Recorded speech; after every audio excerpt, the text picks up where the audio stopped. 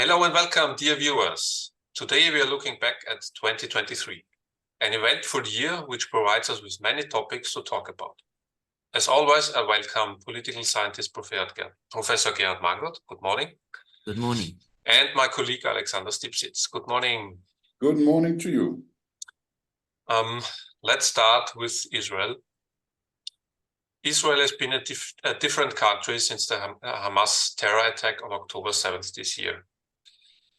Even if the actions of the Israeli army are understandable, the country is accused from many sides, including the United Nations, of committing war crimes in Gaza. But can a country stand by while 1,500 of its citizens are murdered by terrorists? And how can this Gordian knot be untied? Will it come down to a one-state or a two-state solution? What do you think? Well, we need to stress that the first war crime was committed by Hamas, its military arm, with this terrorist attack on Israeli settlers on October the 7th. And of course, Israel has the right to defend itself under Article 51 of the United Nations Charter. But in self-defense, you always have to take care and obey and abide by the humanitarian international law. So such steps as indiscriminate bombing, as even Joseph Biden has called it yesterday, or sealing of the Gaza Strip, preventing food and water and other stuff to get into the Gaza Strip, these are indeed war crimes. But as we have seen, sometimes war crimes are called war crimes. Other times war crimes are not considered war crimes. It depends on the interests of the states involved. Well, the big question is the goal or the objective of the Israeli military operation achievable, namely to destroy Hamas? Maybe, at least militarily, but it's very difficult to say that the Israeli armed forces will be able to destroy Hamas as an idea, or to destroy the idea of the righteousness of militant and violent opposition to Israeli occupation or to Israeli treatment of the Gaza Strip, as we have seen since 2005, and Israeli forces left the Gaza Strip. So even if it's possible to destroy Hamas militarily, the question is, what will be the next step? Who is going to control the Gaza Strip? The G7 countries, including the United States, have said that they do not want to see Israel occupying the Gaza Strip again. Israel said it won't do so, but it also said we'll take care of the security situation for a while. But who is going to govern the Gaza Strip? Well, if Hamas is destroyed, and other Islamist movements like the Palestinian Islamistic Jihad is being destroyed, then the question is, who will govern? And the question is, will Israeli civil servants or politicians govern the Gaza Strip? And this would be, as I see it, a terrible idea. So the alternative that it's being discussed is that the Palestinian Authority, which controls the West Bank, should take over the control over the Gaza Strip. But actually, as far as we have seen, they are not very keen to do so. And given the fact that the West Bank is governed by a very corrupt, unelected leadership, it would not be a very wise move to hand the Gaza Strip over for them to govern and control. So indeed, the war is going on, militarily successful for the Israeli side, but no one knows what comes after the final bomb will have been dropped. And that's still an open question.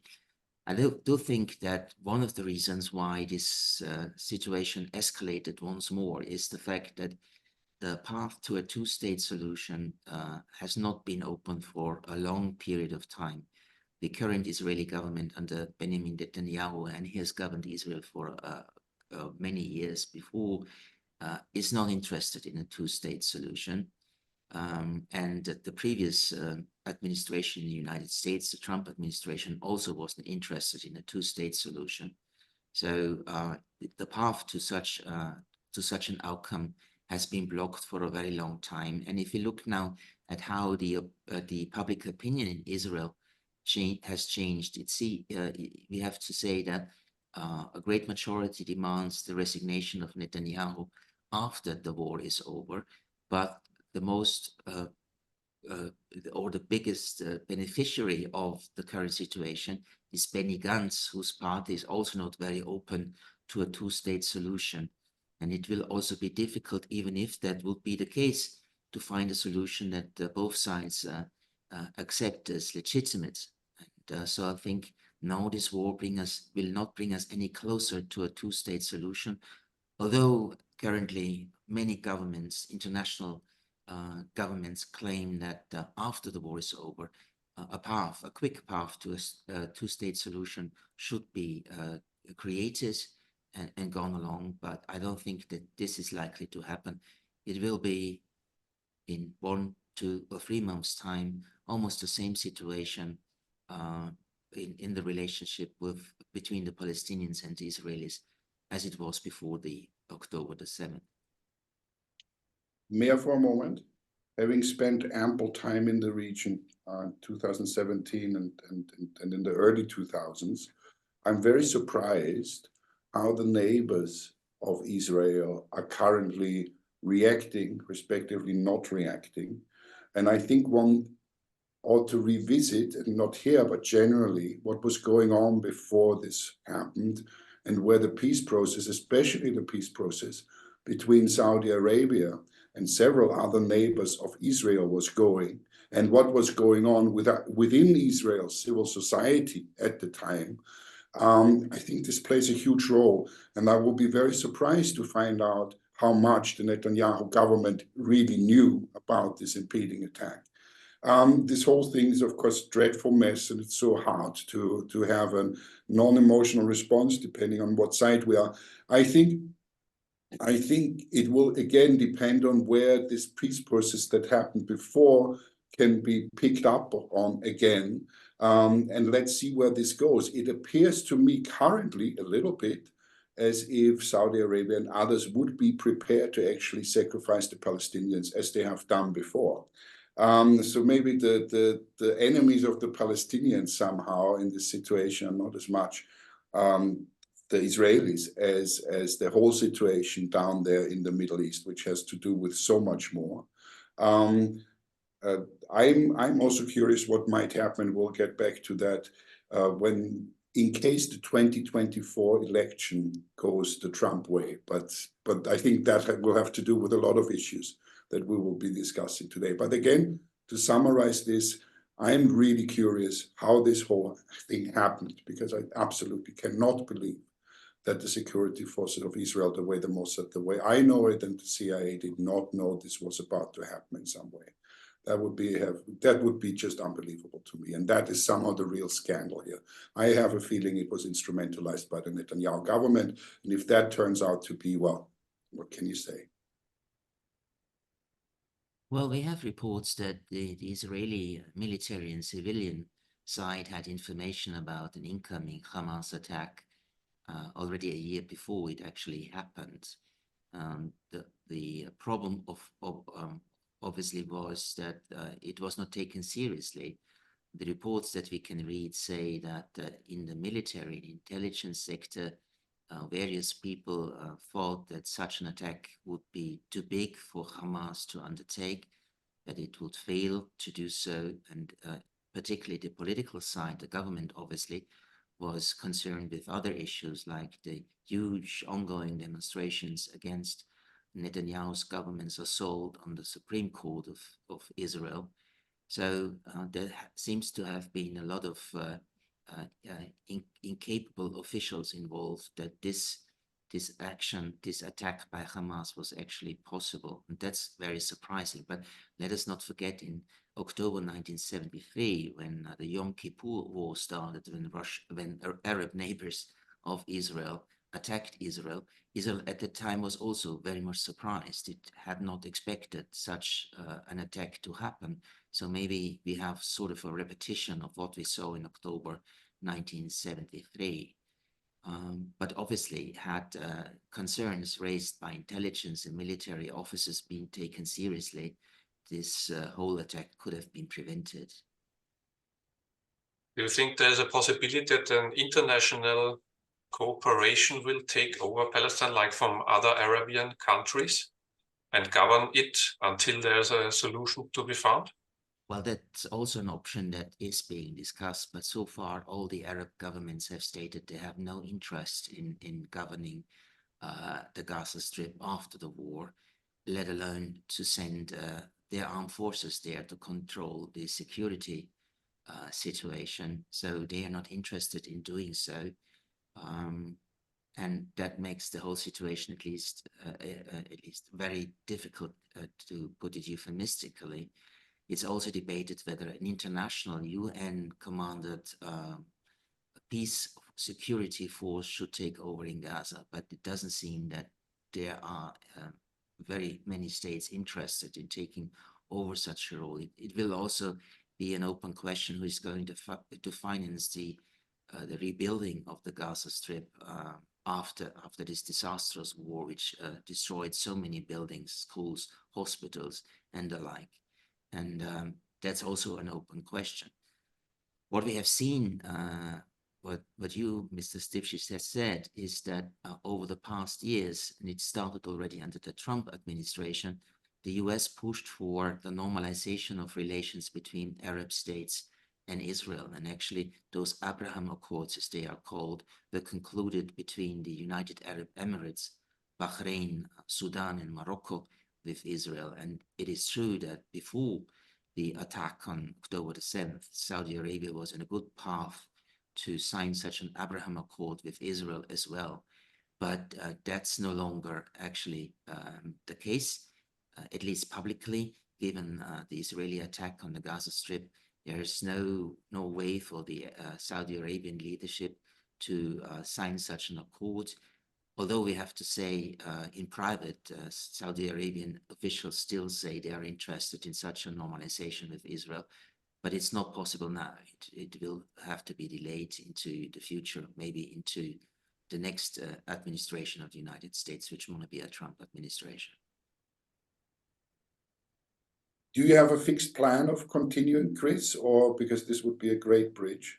I have several topics, but we can switch as you like. So you can go on. No, I just thought this was a very good bridge. In my humble opinion, I have to say that the US so far has been, the Biden administrations generally has been handling various issues quite diplomatically. As you mentioned yesterday, Biden has criticized the Israelis unusually clearly for the way they're going about the situation in Palestine. Maybe we go to the Biden administration as we're looking back on this year. How do you feel the Biden administration has handled itself, considering where the economy is and how it is unfortunately portrayed as incompetent or not? This is to be debated. Where do you stand on the Biden administration, and does it have a chance to survive the next elections? Well, I think the Biden administration has handled various issues very well, economic issues, financial issues. It has been able to build the strong Western alliance supporting Ukraine against Russia's aggression. But we also have to say the Biden administration failed in other sectors, particularly in the sphere of migration control and border control between the United States and Mexico. And what is most important, Biden is not very popular, even despite the fact that he handled various issues quite well, as I've said. He's not very popular. And currently we have to say in 5 of the 6 swing states of the United States, so states where sometimes the people vote for a Republican, the other time vote for a Democrat, in 5 of those 6 swing states, Trump is beating Biden, according to the opinion polls we have. And it's very likely, but not definitely sure, that Trump will be the candidate of the Republicans in the presidential elections on November the 5th next year. When we look at the various Republican candidates for the nomination of a presidential candidate, we see that Trump is leading by far, about 50% support the candidacy of Trump, and the others are very far behind, like Nikki Haley or Ron DeSantis. So currently, at least, it seems that Trump will be the winner of the Republican primaries. It, of course, all depends on how the court trials that are ongoing will end. If Trump is finally ending up in prison, we don't know. But even if he was incarcerated, he could run for the presidency. Actually, we had such a case in 1920 in the United States, when the head of the Socialist Party of the United States was in jail, but still ran for the presidency and gathered almost 1 million of the votes. But of course, this is not to say that Trump running for the president from jail will have the opportunity to beat Biden. The problem for Biden is that the current war between Israel and the Hamas is actually alienating a lot of young voters from the Democratic Party, because they consider the way that the United States is responding to the war as inadmissible. They think that Biden publicly criticizes Israel for various military actions, but at the end of the day, he keeps on supporting the Israeli war effort. We need to stress that a Security Council resolution last week, which demanded an immediate ceasefire, was boycotted, was vetoed by the United States, and so did not enter into force. Also in the General Assembly 2 days ago, when 153 member states of the United Nations demanded an immediate ceasefire, was objected by the United States. So Biden does criticize Israel publicly, but I think he does not do so because he wants Israel to change its course, but he does so because he needs to get a good message over to the young Democratic voters that he is not fully supporting Israeli actions. But here, words and deeds are not meeting each other. So this is something that Biden has to take into account ahead of the next presidential elections, and also the debates in Congress about granting more civilian, financial, and military aid to Ukraine will have an impact on the standing of the Biden administration among the younger voters of the Democrats, because, well, the Republicans in Congress demand that the regulations on asylum seekers should be more restrictive, for that the immigration should be put under more intense control, that the border between the United States and Mexico should be made more secure. So in total, they want a different migration and asylum policy of the Biden administration. And if the Biden administration does not give in, they're not going to decide to deliver more aid to Ukraine. So given the fact that the United States and its Western allies are very much interested in continuing supplying Kiev with military hardware and financial support, there will be some sort of compromise. We only don't know when the compromise will be reached. But if Biden gives in and actually accepts further restrictions in migration and asylum, then these young Democratic voters I quoted before will also be very much disappointed with Biden. So on these two issues, actually, Biden is not in a very comfortable situation. Both the war in Gaza and eventual restrictions on migration will hurt him in the young Democratic voter base. So it will make it even more difficult to gain track the next year and, well, actually provide all the necessary steps to beat Trump if Trump is going to run in the presidential elections in November. Yeah, let's stay for one more question in the United States. How do you perceive the subsidy competition between the United States and Europe? While President Biden has launched an ecological economic program worth hundreds of billions of dollars to stimulate the economy, some governments in Europe are seeing their plans to transform the economy towards more sustainability disrupted by a lacking of funding, like we've just seen in Germany. Where do you see Europe in this? Well, actually, with this Inflation Reduction Act, as it is called, the United States mobilized more than $700 billion in actually making the US economy much more competitive.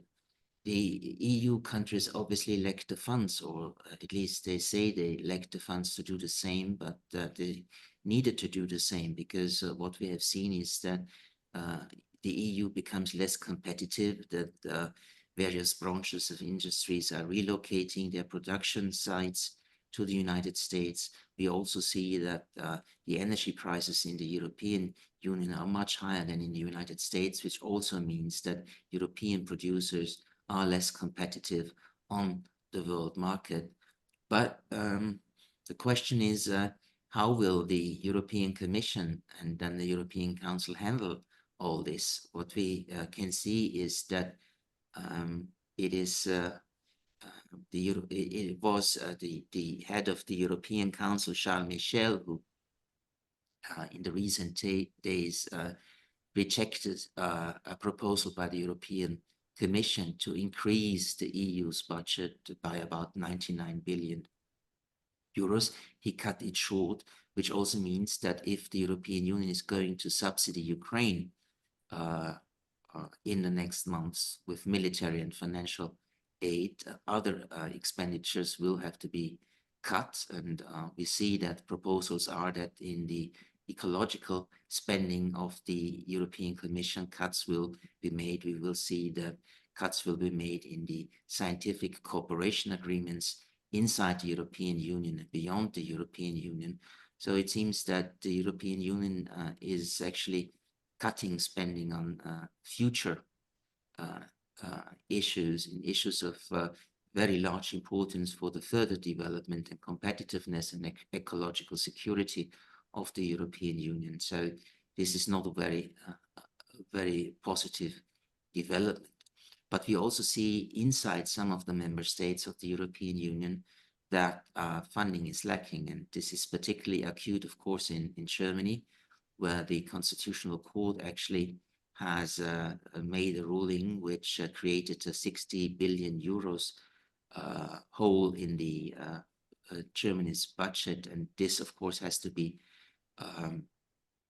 this situation has to be solved. And it seems that the German government is keen to continue, even double the support for Ukraine in the next year, but will cut spending in other sectors, including the social and ecological sector.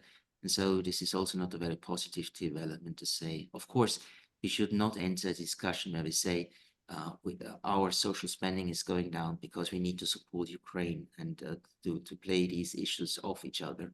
That should not be the case, but it's really a legitimate question to ask. Why is some spending cut in very, very important areas while the military and financial support for Ukraine is going up and is to be continued over the next 1, 2, or maybe 3 years? Okay, let's continue with Ukraine. Ukraine was moderately successful with its announced counteroffensive against the Russian invasion forces. There are increasing calls in the West for Ukraine to seek a negotiated solution. If Donald Trump were to move into the White House just over a year from now, how would this affect the further course of the war? Will there be any further war if Donald Trump will be elected?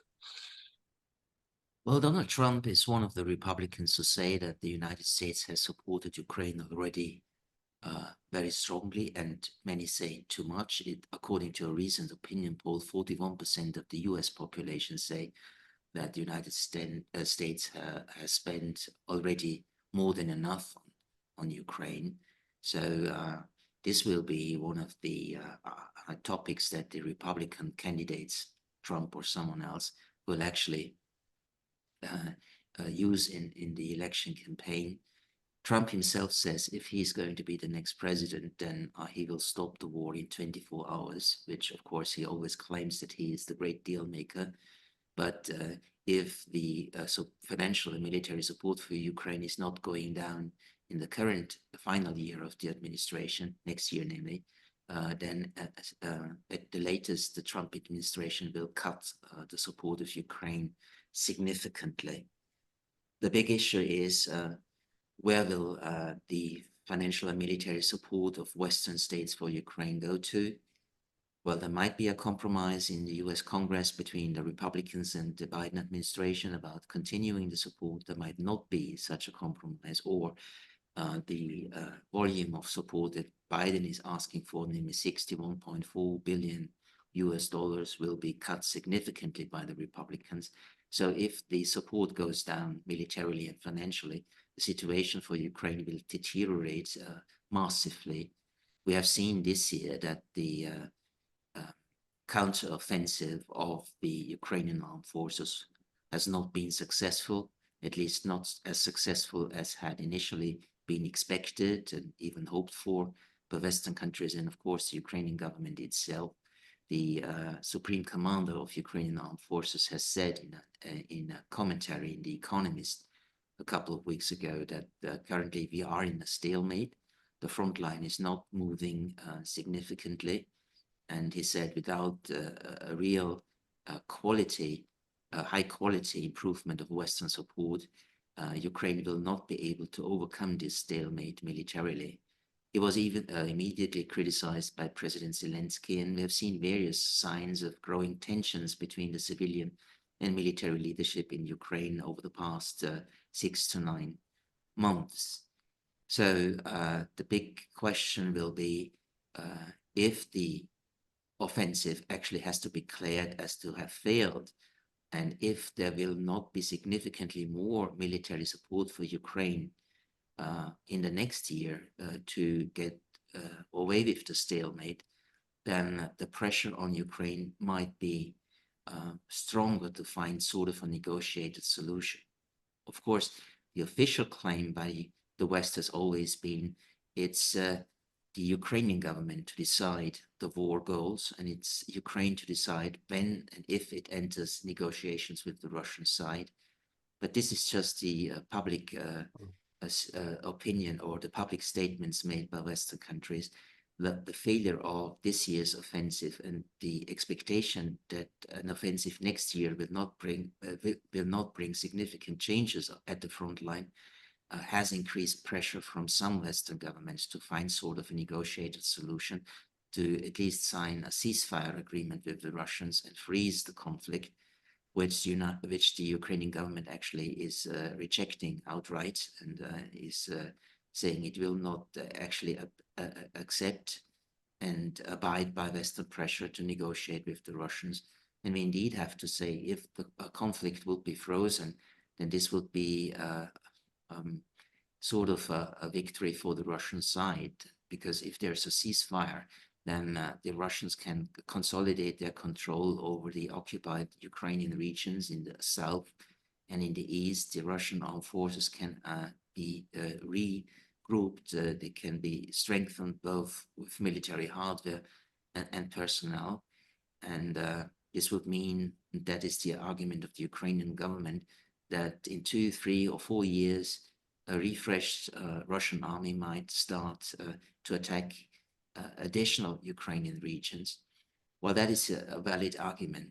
So what I think is, if we are going down the path of finding a ceasefire between the two warring parties, at the same time, Ukraine should be strengthened militarily to such a great extent that it will be a deterrent factor for any further Russian aggression against Ukraine in the future. So it needs to be guaranteed that after a ceasefire, Ukraine must be strengthened to the extent to be able to deter any future Russian attack. Okay, thank you. That's a very good analysis, I believe.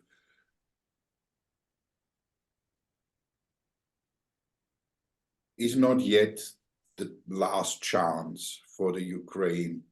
Last chance is a big word, but to really get into negotiations, because personally I see the US getting out of the support latest in a year's time. Europe not having the resolve actually internally, and we may discuss the rise of the right in Europe and worldwide a little bit later still. I think it's one of the most problematic things. Who has, or do you believe there is in Europe enough capacity to arm the Ukraine sufficiently, or have we not, because of, I would say it's been a failure, this counter-offensive, because of the situation where we are at now, that Russia is in the best position here? And what does that mean for Europe?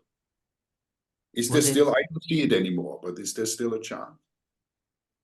Well, Ukraine winning, winning would mean, winning in my opinion would mean a settlement that saves face also for the Ukrainians. Or do we have now war at this end of Europe for a very long time? Because despite the massive losses the Russians are apparently incurring, from what I hear, we know that, by the way, Russians deal with wars, manpower is not their problem. Well, the Ukrainian government claims that its war objective is still to kick out the Russian forces from all the territory of Ukraine, including Crimea. They stick to this war objective. The Zelensky government is categorically opposed to territorial concessions, and also among the Ukrainian population, we still have a huge majority which opposes territorial concessions. They do not support the concept of land for peace.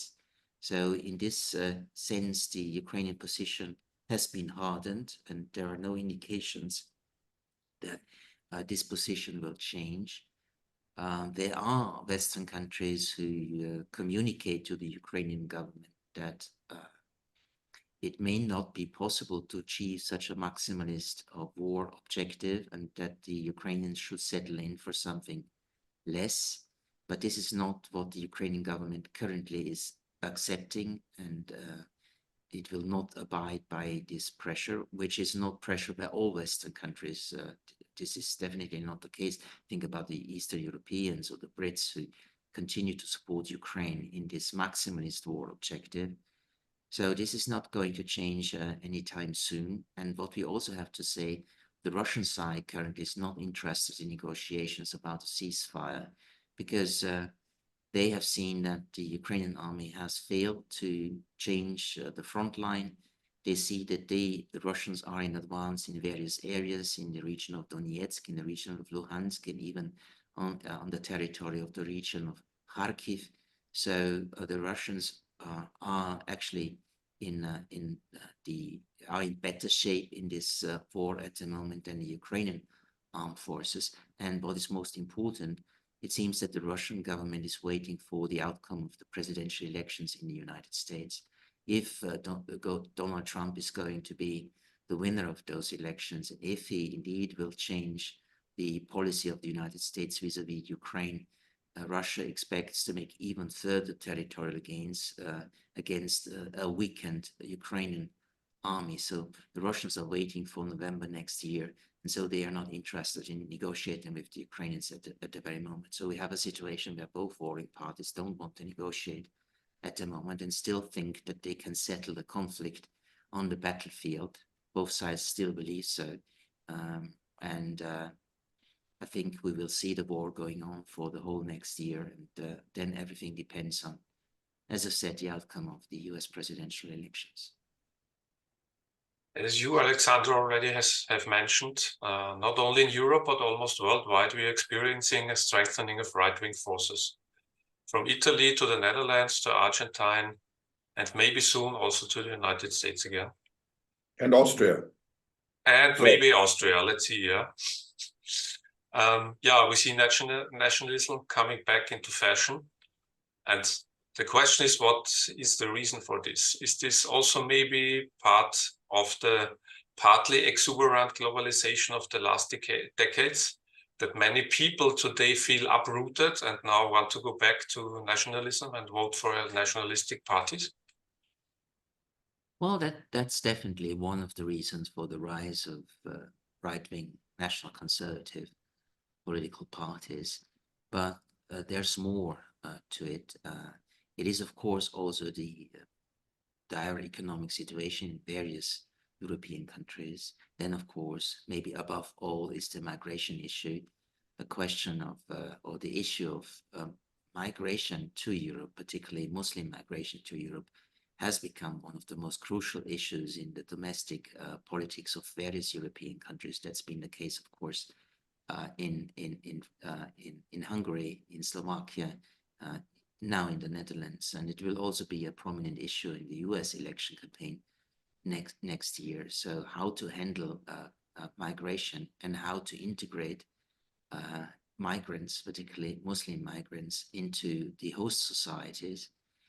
This is a very crucial issue of political debate, and here the right-wing forces have different proposals. They have appealing proposals for a rising minority of the voters, and this is how we get to those election results that you have mentioned before. And what we also see is that various governments in Europe are actually failing in very crucial sectors of political decision-making, and that, of course, supports the demand for change in politics in many European countries.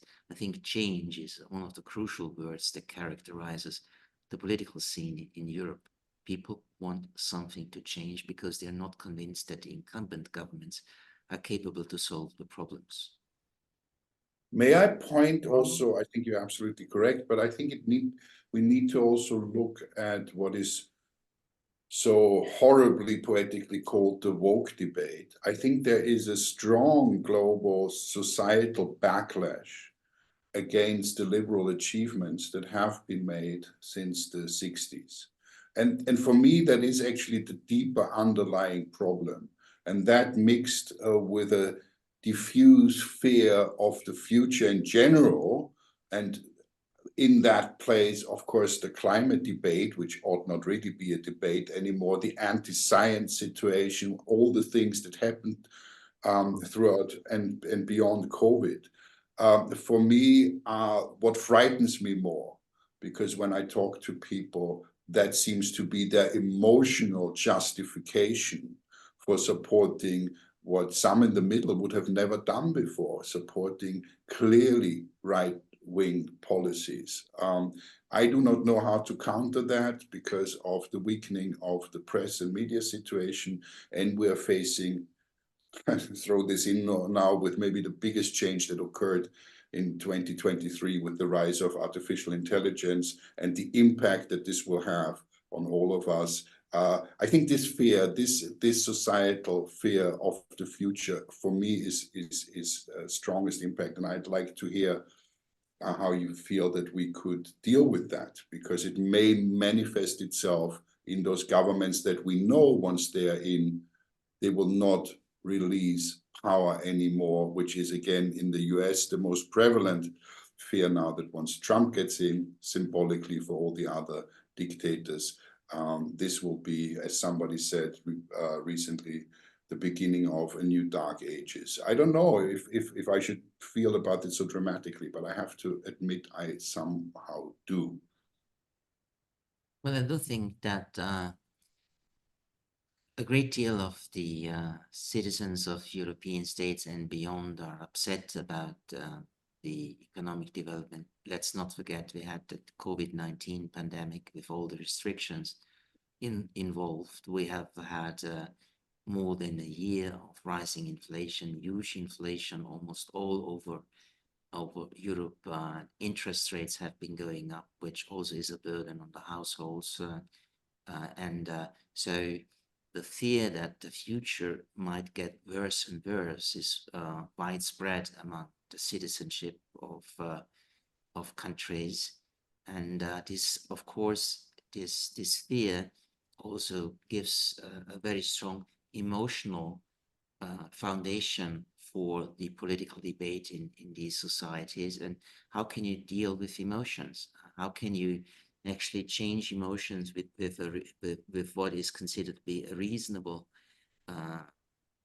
vision for the future if the credibility of the incumbent leaders is so much contested among the public? So handling a citizen, handling an electorate which is deeply polarized and emotionalized and is rejecting, as you said, particularly reasonable scientific answers to the various problems. If such a situation has emerged, then it's extremely difficult to tackle it, to handle it. And it seems that in many countries, the other political forces are unable to check in on the polarizing right-wing and national conservative forces. They actually give emotional answers to emotional questions by the public. And it seems that this definitely works very well. Okay, let's go to another topic, to China. In March, Chinese President Xi Jinping was re-elected for another 5 years. Following the constitutional amendment, he can de facto rule for the rest of his life. Many observers are now calling him the second Mao Zedong. Will Xi's increasingly autocratic and bellicose rule have the same negative impact on China as Mao's, and maybe on the whole region around China? Well, indeed, she's the most, or the strongest leader of China since the era of Mao Zedong. That's indeed the case. All the successors to Mao have been very much restricted in the political decision-making by sort of a collective leadership. She has managed to actually control the Communist Party. He also controls the ideological debates within the Communist Party. And for our concern, or what concerns us in international relations, we see that she has made China much more aggressive in its region, vis-a-vis Taiwan, of course, vis-a-vis the neighboring countries of the South China Sea, which China claims for its own, following the policy of the 9-dash line, as they call it. So China has become more aggressive in its foreign and security policy, has become more aggressive militarily in the region, and actually now faces the United States, which is keen to accept a new Cold War between the two countries, because the United States is a country in relative decline, whereas China is a country, or at least was a country of relative gain.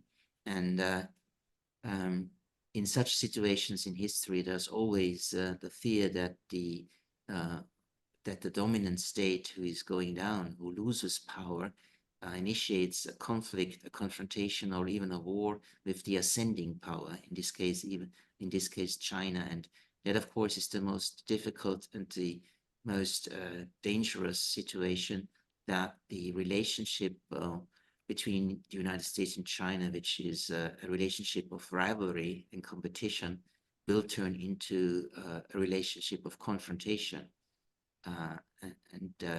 Despite all the efforts that we have seen over the past 8 months to improve relations between the two countries, I don't see that the situation between the two will improve significantly, neither from the Chinese side, but particularly from the US side, because we have a bipartisan consensus in the United States, which is anti-China. China is actually handled in the public debate similarly to how the Soviet Union was handled during the Cold War. So no one dares to be soft on China. Everyone wants to be tough on China, and Biden needs to remain tough on China, because otherwise the Republicans will criticize him that he's, as I said, soft on China. So as far as the bilateral relationship is concerned, I'm not very optimistic. We will continue to see efforts to handle a growing confrontation, but I think we will head into more confrontation in the next years to come. I would definitely agree with that, but don't you think, it's just a phrase, but how do you feel about those who say China is not, we shouldn't worry so much about China, because China has had a tendency over the last 800 years to, whenever it rose to a certain point, to also implode in a way. There's an enormous demographic problem coming. which is really crazy the more I study it statistically, how quickly societies actually collapse once the babies are gone. This is fascinating, actually. There is a huge economic problem at the moment with the bubble in the housing market in China and so on and so forth. And of course, I feel here, even here in former Eastern Europe where I live, people becoming more and more reluctant to buy Chinese goods. And we actually do have also helped by the economic, by the disruption of trade during COVID. We have a decline of their exports, the way I've been told. So it may be that China is actually has so much to deal with internally that they will not be as much of a threat as some make them out to be. Well, you're absolutely right with mentioning all the many and very serious domestic problems in Chinese society. That's indeed a fact, and it will have an impact on the speed of the ascendance of China to the status of a global power. But I do think that the political objective will remain to become a global power, that China should be equal to the United States. That is very much the conviction, maybe even the obsession of Xi for the next decades to come. So despite all the domestic problems, which, as I've said, will slow the pace of ascendance will still be what characterizes China's position in the international system. And the United States for more than 200 years has a policy that the United States should be the regional hegemon in the Western Hemisphere, meaning in North, Central, and South America. And this should be protected, which the US has been able to do for 2 centuries now. But the US foreign policy also always was focusing on preventing the emergence of a hegemon in other regions, be it in Europe, be it in the Persian Gulf, or be it in East and Southeast Asia. And so it will remain the crucial objective of US foreign policy to prevent the rise of China to the status of a regional hegemon. And here the two sides clash. That's what the Chinese want to be, and this is what the US wants to prevent. So the main courses of the foreign policies of these two countries are in a way that there will be more and more confrontation. Xi has said more than a year ago that the Pacific Ocean is large enough to have 2 great powers. And when he met Joseph Biden a couple of weeks ago in San Francisco, he said the globe is big enough for two superpowers. But as far as the United States is concerned, I don't think that this is something that the US is going to accept. That's not how they perceive themselves. They still think themselves as a unipolar superpower, and they want to maintain this unipolarity in the international system and don't want to see bipolarity to come back again with a Chinese state which is equally powerful than the United States. Okay. Well, I would have some final question about the elections next year. Maybe, Alexander, do you have another topic before? I would have liked to talk about the Disclosure Act, but that is not no, I'm serious, but I won't. But yes, I do actually. I think there is one topic that on the political science debate for me is not prominent enough, although I feel that all of politics should look at it daily, and that's the climate debate. The conference just ended, and we have this interesting situation that it's like 50-50. It was a great success because apparently the end of fossil fuels has begun. At the same time, sequestering of carbon and use of fossil fuels is still prevalent. Very, in a way, also personal question, because it's such a topic fraught with pitfalls. We've had, without a doubt, since measurements began, the hottest year on record by far. Some are predicting a 3.5 rise is now inevitable, which would mean when we talk about immigration, I mean, whatever we talk about, whatever we mentioned is going to get tremendously worse. Where do you feel we are at handling this crisis?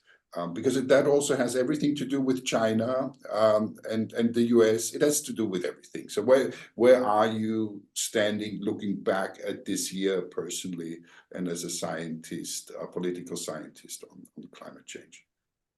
Well, I think that the world community has been failing to address the threats of climate change, of serious climate change, for many years now. They don't actually take the steps that are necessary to achieve a goal that officially has been proclaimed in 2015, namely to stop the rise of global temperatures at an increase of 1.5 degrees Celsius. So this objective will not be achievable anymore, particularly not after the conference that has just ended, the climate conference that has just ended. I think that we have to admit that sometimes politics is not up to the challenges it faces. It seems that many governments simply have not understood how serious this threat is and how destabilizing it will be for states and societies in the future. So actually, as a political scientist, I have to say this is an issue where we see that those who take the decisions are incapable to deal with. And I don't see that this, I don't see this will change in the immediate future, because now in Germany with the budget hole, it has been decided that spending in the Climate and Transformation Fund will be cut. And also in the new proposal by European Council President Michel for the budget of the European Commission, spending on green technologies will be cut. So we see that people or politicians are not only not able to tackle the problem, they make the problem even more serious. And maybe just to take that on, we spoke about the rise of the right. And among the right, climate denying and science denial is, I mean, that's part of their game. Is that not the most threatening aspect of what's going on? That it's not even a question anymore of tastes in politics, am I left or right? But that those decisions that people make can have truly devastating effects on the future. I certainly agree with you. Now we have a situation where politicians fail to deal with the problem.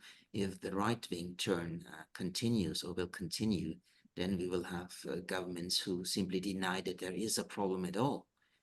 There is no such thing as climate change, as the right-wingers claim all over the globe.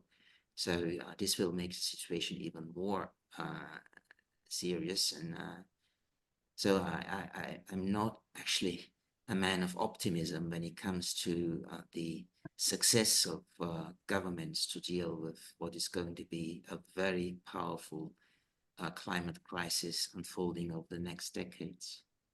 But who then will, I have to stick with this for a second, but who then will deal with it? Because when we talk about political structures failing, as is evident, civil society, I'm thinking a lot about civil society recently. Do you believe, maybe with all those issues, that we are in a time where we have to admit, as you said, that politics, as it used to be or is until now, is incapable of tackling the really big problems, because it also is too slow. Democracy has that problem that it is very slow.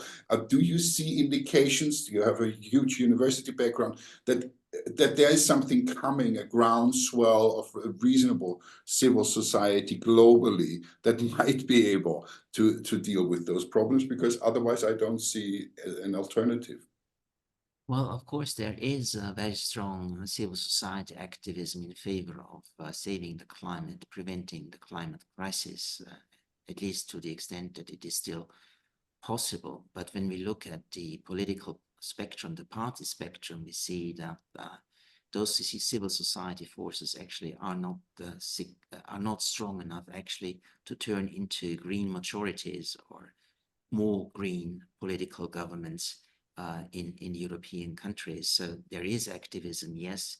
There is a growing sense that something is going wrong, but it does not actually lead to a strong and powerful restructuring of the party system in the European countries. So the Greens are not actually on the rise, but the right-wingers are on the rise, not the climate but the climate protectors are on the rise, but the climate crisis deniers are on the rise. So I'm not very optimistic about it. Of course, if you ask populations whether they support measures to deal with the climate crisis, they would of course say yes. But once governments decide that each individual has to cut his or has to change his lifestyle in order to bring about changes to the ecological catastrophe, then people are much more reluctant to do so. So in general, there is, I think there is a majority in most Western states that there is a climate crisis. We need to deal with it. But once it comes down to the bottom, when people need to change their lifestyle, the support for climate protection policies diminishes quickly. Even those people who are electing or who are voting for green parties, there have been several surveys, I think, in Germany, that they are still want to fly to the holidays 2 or 3 times a year and stuff like this. Even they are voting for the Greens. Even they have problems changing. There are some who are changing, but I think it's a minority till now.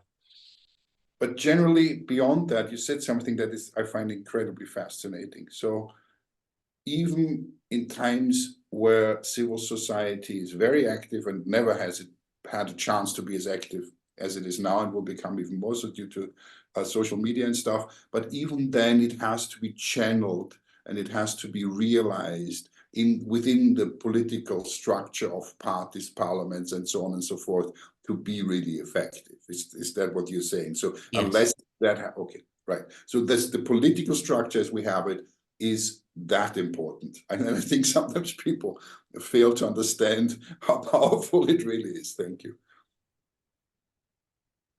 Okay, then let's have a look at the elections of 2024. We will have quite a lot of them. We have local state elections in Eastern Germany, where election results are emerging that will make the states ungovernable.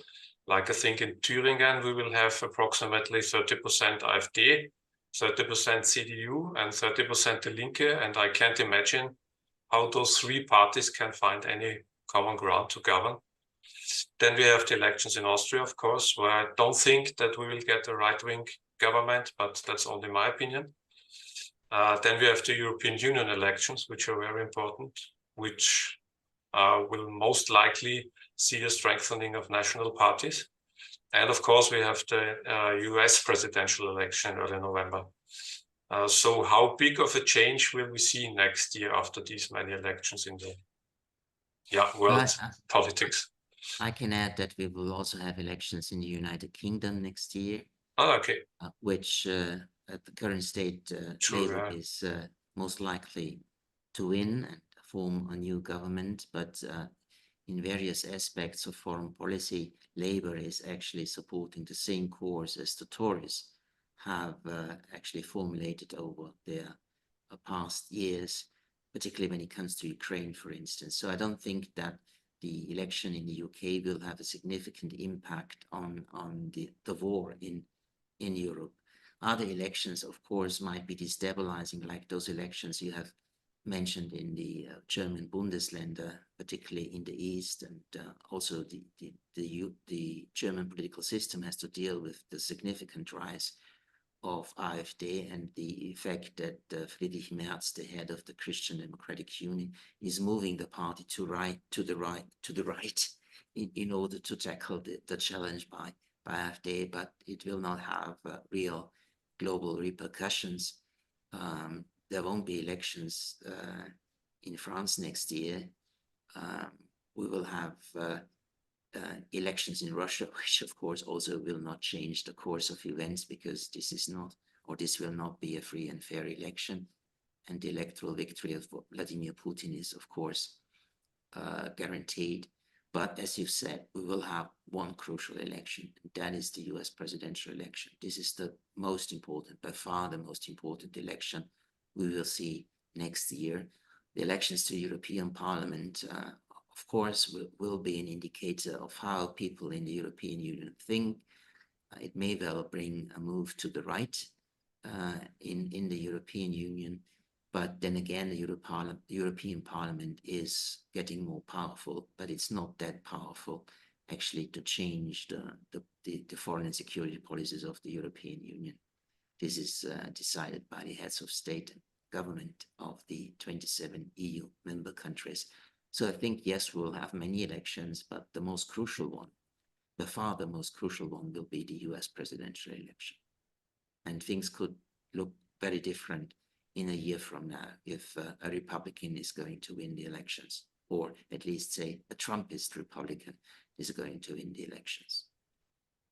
Would you say, questions to the gut, that even if we do not find, and it doesn't look like it, an alternative to Biden, who has got issues that is clear as a person because of age and all the things that we know, and also to Vice President Harris, I might add. Yes, yeah. So a lot of problems, despite, I think we'll all agree, quite competent ruling in this term. Do you see any alternative to him? And how do you see the possibility of Nikki Haley actually making it? Because there's something brewing there that I hear from my US contacts, were actually middle of the road, and actually some Democrats saying, in case Nikki came in, they'd vote for her in order to avoid Trump, which many agree would be a global, well, we'll see. Anyway, the question, any alternatives on the candidate front? Well, actually, when Biden won the presidential elections in 2020, he said he will be a transitional president.